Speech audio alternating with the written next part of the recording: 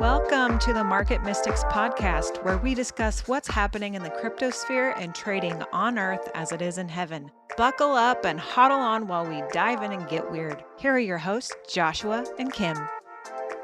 Good afternoon, everybody. Welcome to our show today. Happy Monday. Yeah, Mystic Monday. We might make this sort of a normal thing since we are the Market Mystics. We want to add a bit more of the spirit and mystical aspects of things to our show.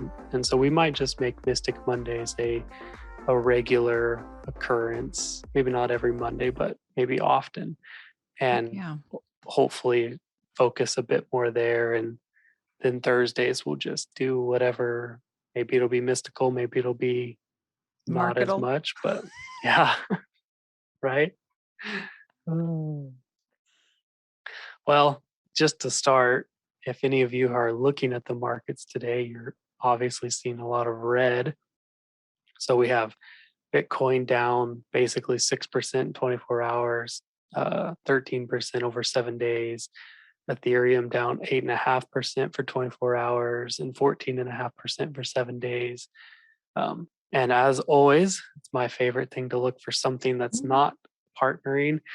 And this was actually one that was not partnering like last time we were talking about things being green or red, I'm sorry. But GMT or STEPN is up 6.7% in 24 hours. So this coin, which we talked about maybe a couple weeks ago, is again going counter trend. And so, if it's not one that's already on your watch list, maybe it's one you want to add to follow. But Absolutely. It's always nice to have those coins that you can keep an eye on that go counter to the trends. Because mostly everything follows Bitcoin, but there are those few out there that don't, and they kind of have a mind of their own. And it's nice to have those in your back pocket. For sure. So a couple of the reasons that have been pointed to the recent pullback in the price of crypto is that the dollar's been gaining value, and almost always those have an inverse relationship with each other. If crypto's going strong, it usually means that fiat currency is struggling, and if fiat currency is strong, then crypto is usually struggling. And that's sort of what we're seeing. The dollar has just reached a level that it hasn't been at in 2 years. So basically, since the pandemic, the dollar sort of recovered back to that point, which is interesting because pretty much throughout the whole pandemic, we saw crypto really thriving. So it's kind of interesting to just see, the relationship between these, and it doesn't mean that one of them's totally failing and one of them's totally thriving. Just means one of them happens to be up a little bit and the other one's down a little bit. I mean, to give an example, the dollar is up 4.3% since the beginning of the year. We're not talking about massive swings either direction, but with crypto, it's always more volatile than almost any other market that exists. And so, it's doubled or tripled the impact of the crypto swings during that time. This is interesting. Let me ask you a couple questions. So, how do they determine whether the dollar is strong or not? What is this measured against, especially in lieu of all of the noise? It's actually a good word to use. All the noise about inflation and the rates of inflation being so far up. I would think, obviously I don't have the biggest background in finance, but I would think if inflation is up, the dollar would be down.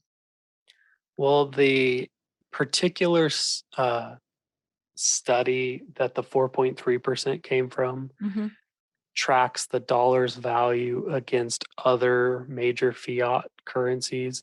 So they both could be trending down, but the dollar is just staying higher than some of those other ones gives the dollar more strength in the world economy.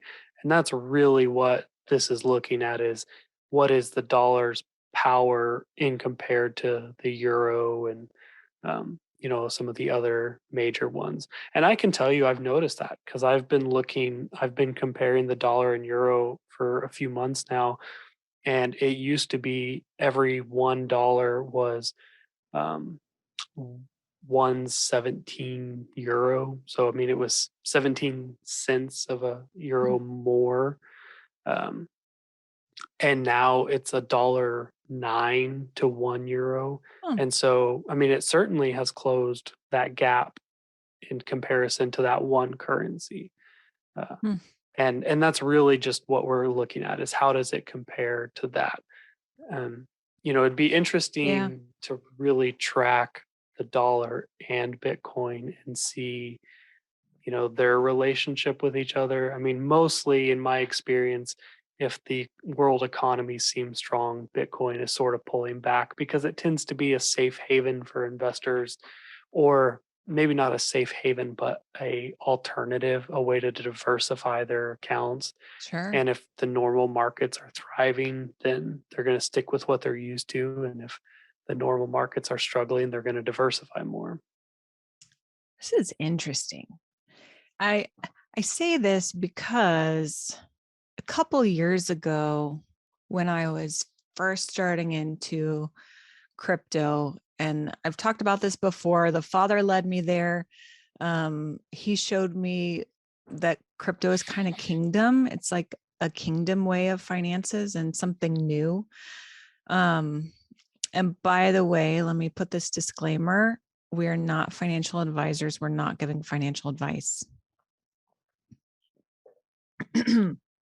But when he showed me that, the imagery that he gave me was by showing me the US dollar and then showing it um, kind of disintegrating into ash and falling into nothing. Mm. And he told me, he said, "You've put your value here, but I don't see any value in that in the US dollar." And then he pointed over to Bitcoin and he said, "That's where I see value." So this really kicked off my whole journey with the Lord getting into crypto. And I also, from that and some other encounters, I I believe that the US dollar is going to fall. And so it's interesting to see, I mean, after over 2 years, the US dollar going down and down and down in value, and then now having a resurgence. It's not like it can't do that, but I'm comparing this to that experience I had with the Lord, what he had showed me about that. Um, so I find it a bit interesting. I wonder how long this strength will last. If it's just a quick surge, if it's because of some other world news, something, I don't know. I have to Mm. wonder what's going on. Obviously, I need to go back to the Lord and ask him because he has the answers and I do not.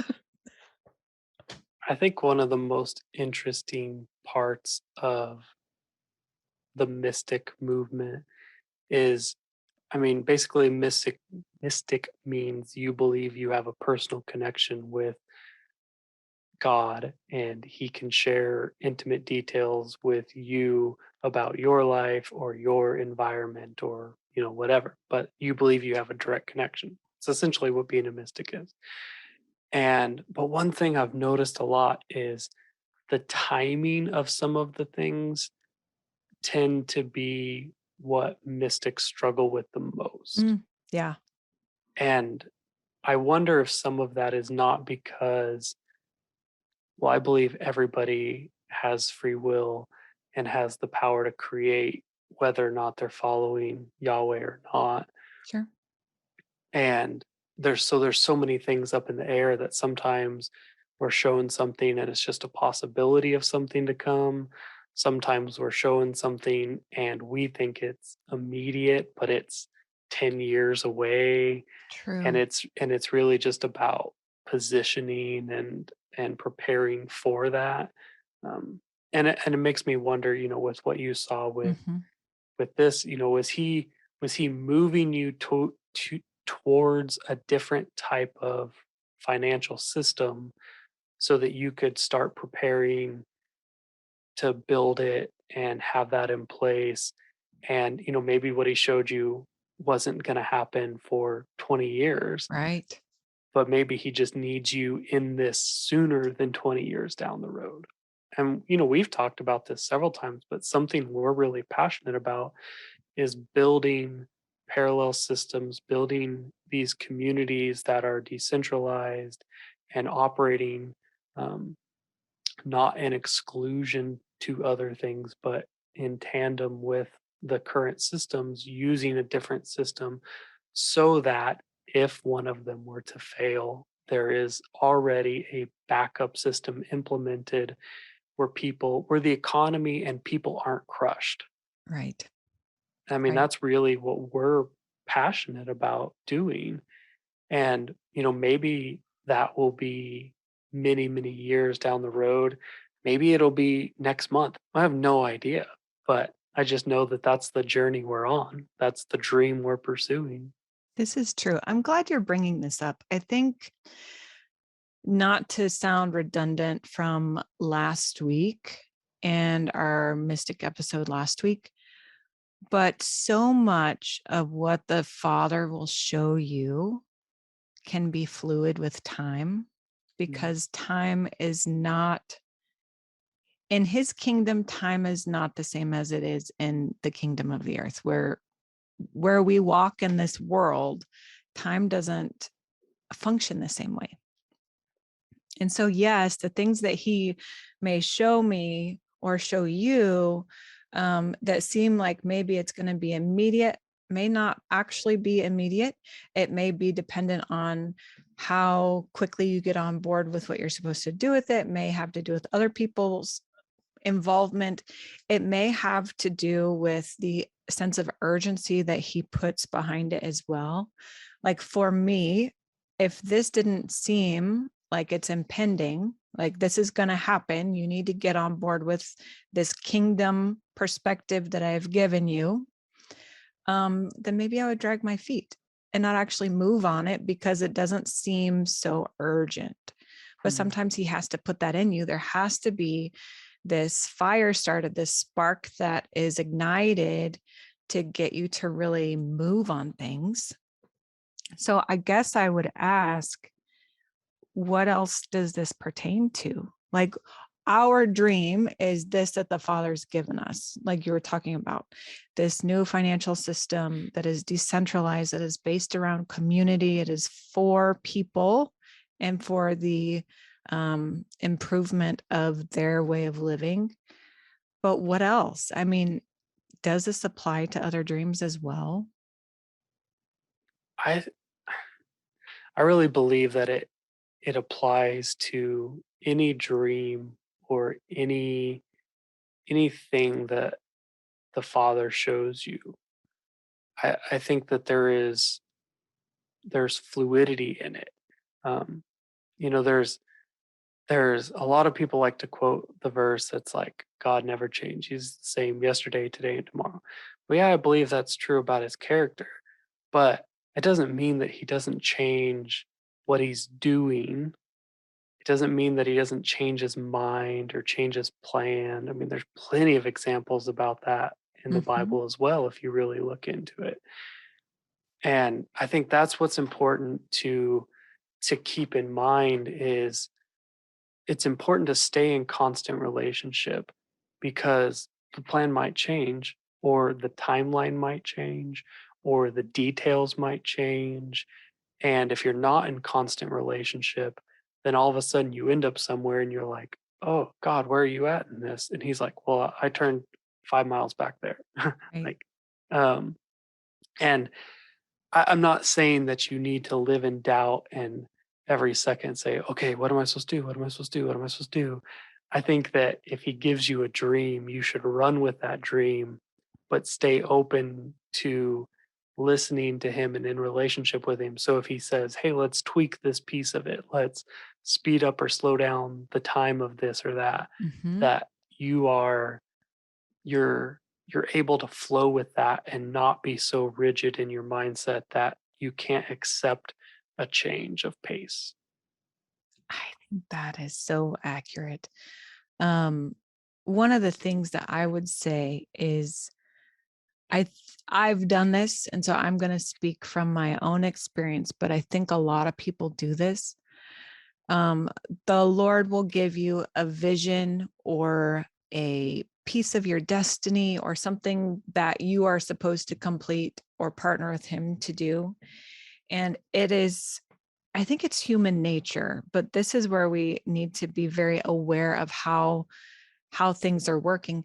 I think it's human nature for us to take it and go, okay, he's given me this. I will take this and I will run with it. When in reality, what we need to be doing is we need to be accepting it and then running with him with it. So instead of saying, okay, I've got this, I'm going to do it, it's like an invitation into partnership when he gives you these things. You know what I mean? So then when he does say, okay, this piece needs to be tweaked, you're right there with him. You're right in step. You don't miss a beat and you jump over whatever hurdle may have been in the way, as opposed to getting derailed and then having to correct later.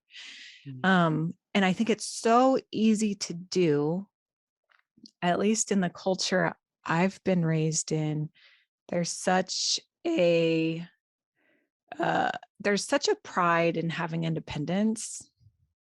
Mm. I mean, it's kind of what our country's founded on, and it has been drilled into us. It is in our culture. Um, but truly, what kingdom is not independence. It is co-laboring, and it is doing things in unity, and it is doing things as one with multiple parts.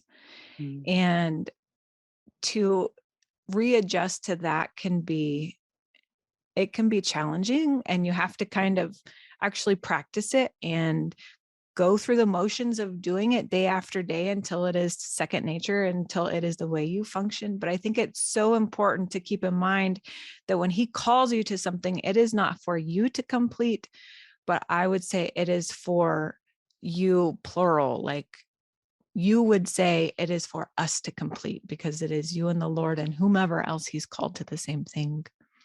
Yeah. So, a question for you. You mentioned like our Western mindset is a very independence based, I can do it myself. I Mhm. should do it myself. Oh, yeah. I need to be self sustaining mindset.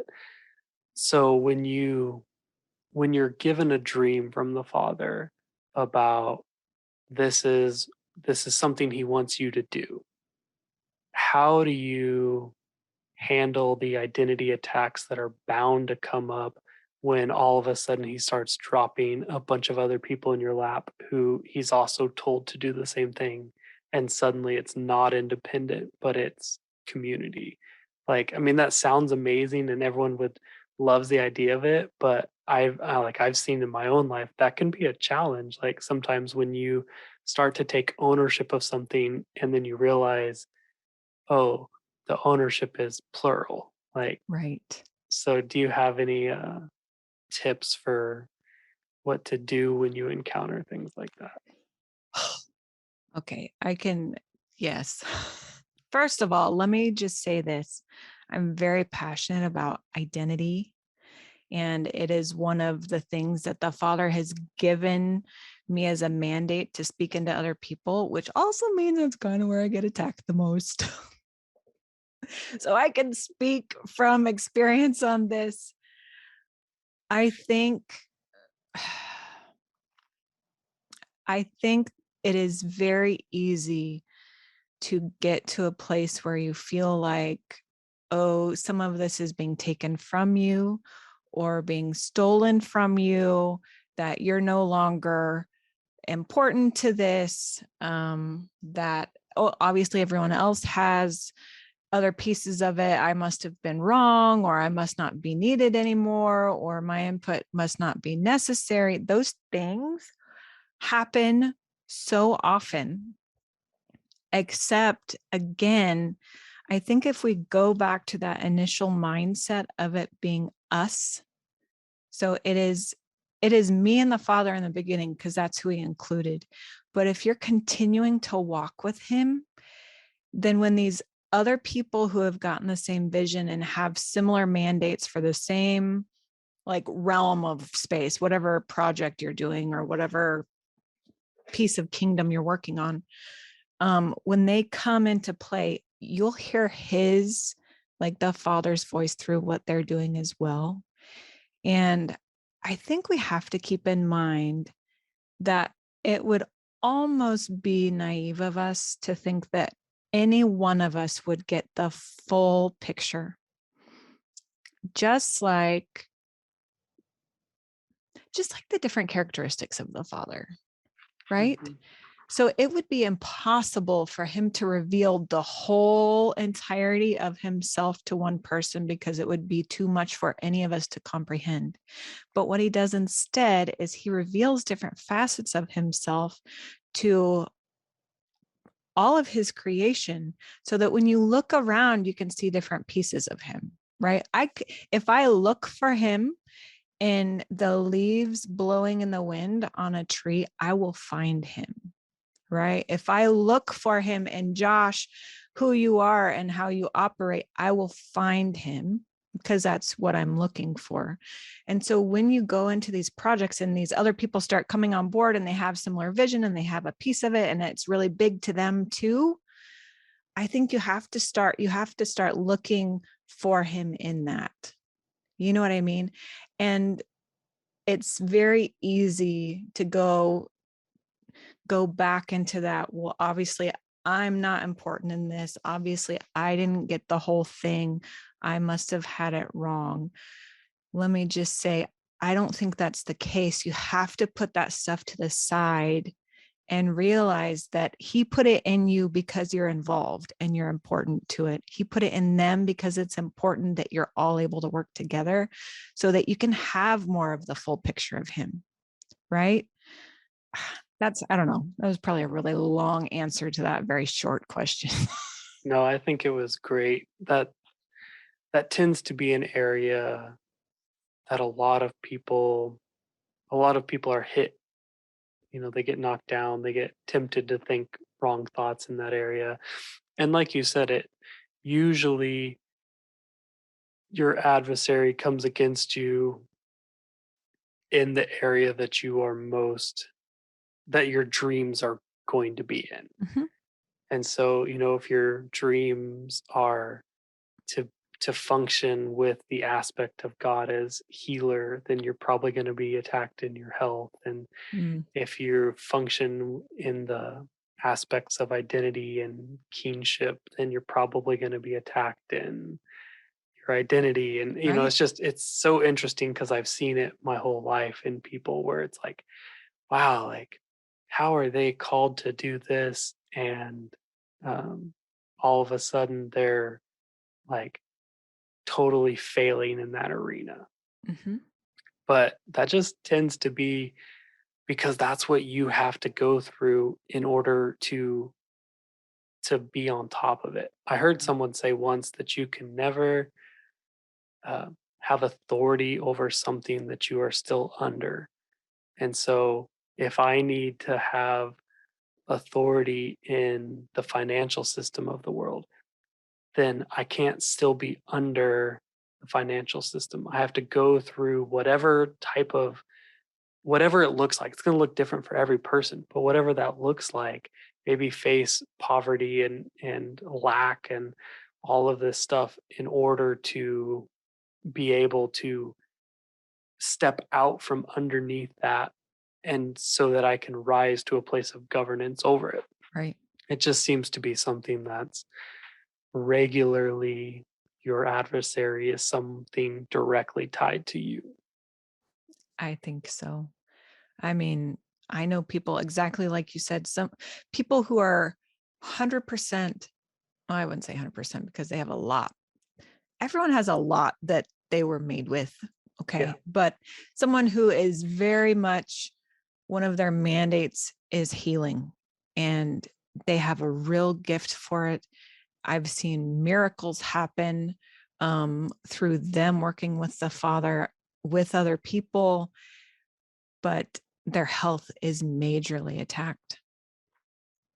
And then when that happens, It's interesting how so much of it will go back to identity. Mhm. When that happens, it makes you question, oh wait, was I really made for this? Obviously, I struggle with it. How could I help other people with it as well? And I think Mhm. that's one of the biggest tactics, that if we can be aware that this happens, then maybe you can, you know, my favorite verse in the Bible, which I don't talk about the Bible a whole lot, but my favorite verse is Romans 12:2. And it says, don't be conformed to the patterns of this world, but be transformed by the renewing of your mind, so that you can do the Father's will, his good, pleasing, and perfect will.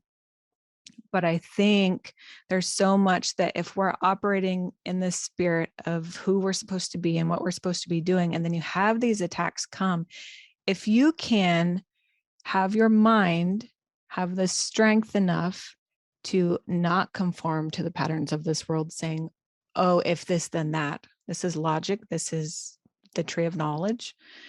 If you can have your mind not conform to that and be transformed into the image that the Father has made you into, I think you really have a leg up on a lot of walking out your mandates and a lot of walking in your identity, because you can overcome it. It's not that it doesn't come and it doesn't try to push you down. It is that it's not a permanent obstacle. It's not going to be a hurdle that you can't get past. It's not going to be something that stops you from outworking what you were 100% made to do, the destiny that the Father put in you, the creation that he made you to be, the facet of him that he made you to represent. Yeah. Yeah, exactly. That's it's so important to keep that in mind in every type of adversarial thing that you encounter. Whether or not it's directly at your identity, directly at your health, or something that's just around you that you can't control. I mean, that's the key. Staying in relationship, staying in in rest with who he's made you to be. Mm-hmm. Mm-hmm. Yeah.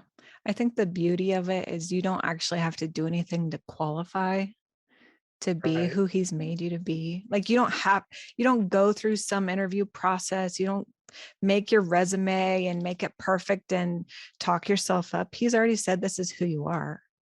It's really about stepping into it and being confident in what he's told you about yourself and who you are, and confident in who he is enough to step out, even though it's uncomfortable, even though you don't feel qualified, even though you don't think you might look the part. It's important to still step out in that, because he's already made you. He's already qualified everything you could ever be qualified for, you know? Yeah. Yeah. Yeah. No, that's so good. I love identity. It's important. It And is. no matter what your calling is, It's having true. a firm identity in who you are and who you were created as is it's the most important thing. Almost. Absolutely. Yeah, it's good. Okay. Well, I would say if we can encourage you in anything today, it is not putting your faith in Bitcoin, not putting your faith in the dollar, but really having that relationship with the Father. Again, we always go back to this. Have the relationship with the Father, allow him to tell you who you are, and step out in faith that he knows what he's doing. Exactly. Yeah. All right. We'll catch you guys next time. Thank you for listening. Join us every Monday and Thursday as we discuss trading on earth as it is in heaven. If you want to connect further, follow us on social media at market.mystics for Instagram and TikTok, and search for Market Mystics on YouTube and Facebook. If you still need more, follow the link on Facebook to book a coaching appointment. Until next time, see ya.